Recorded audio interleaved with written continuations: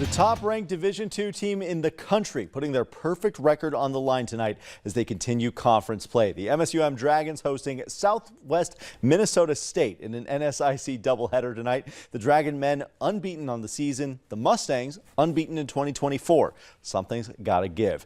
We've got a battle here in the final minutes of the second half. Both teams tied at 70. Cliff Cofield working the ball down low, hangs onto it through some tough defense, gets it up and in to give the Mustangs a 2-point lead. We're tied up again as we move a little bit ahead, this time at 74. Jacob Benninga firing away from three-point land, misses but follows his shot. Puts it back up, but it's off the mark again, but the third time's the charm.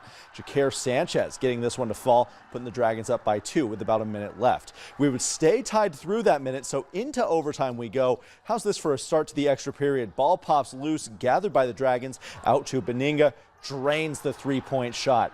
Dragons jump out to a lead in overtime, but it all comes down to this sequence here. Both teams tied at 86. Free throw made by Dunwa Omat. Dragons down by 1 with the final seconds starting to tick away. Benninga looking for an open look, drives to the key, pops up with a sea of defenders around him, nets it with 2 seconds left on the clock. The Dragons survive an overtime thriller, staying unbeaten by just 1 point. Now 15-0 on the season, 9-0 in NSIC play. We caught up with the Dragons after this heart stopper. They told us this is about what they expect every game now. They're a really good team, so I expected this to be a battle. We weren't surprised by what they brought, but it's just 50-50 game. It just flipped our way. Everybody's going to give us their best shot. They're going to be physical battles nonstop, and people want to play hard. They want to take us out, and I'll be on the same thing. But again, I give our guys credit. Just how they're responding, and we just got to keep understanding we're going to keep getting these teams playing so hard against us, and how can we respond.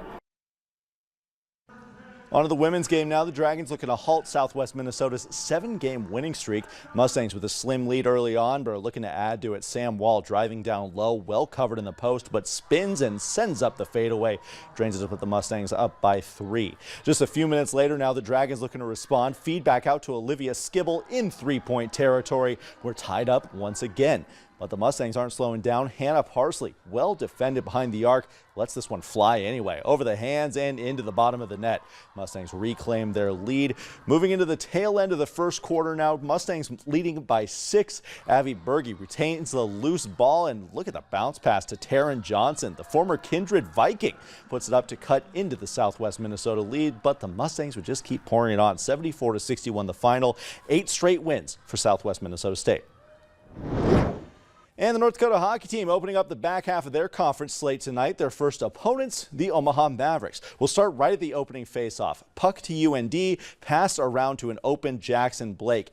Tempts the pass to Dylan James, but just shoots it himself, and that's into the back of the net. 10 seconds is all North Dakota needs to tickle the twine. 1-0 right off the bat. Tied at 1 later in the period. Reese Gaber looking to get Nodak in front again. Finds Owen McLaughlin, deep shot, and it is in. A snipe from the Big O. North Dakota rockets back in front. UND now on the power play, still the same score. Now Gaber gets himself on the score sheet. What a barrage from UND. A 3-1 game at the end of 1. Omaha doesn't go away though. Tied game now. Late in the second period, Maverick shot on target, saved by an outstretched Ludwig Pearson. In goal. Puck back to Gaber on the counterattack, streaking down the ice. Dish to Ben Strinden. There's the leading goal again. How about that sequence? 4-3 lead for UND, but the Mavericks won't be denied tonight. First forcing overtime and then netting the game winner. 5-4 the final. UND now 1-5 in overtime games. They did have that stretch early in the season. They went to 4 straight overtime games and lost all 4 of those. So add a 5th one to that. Can't win them all. Hey, after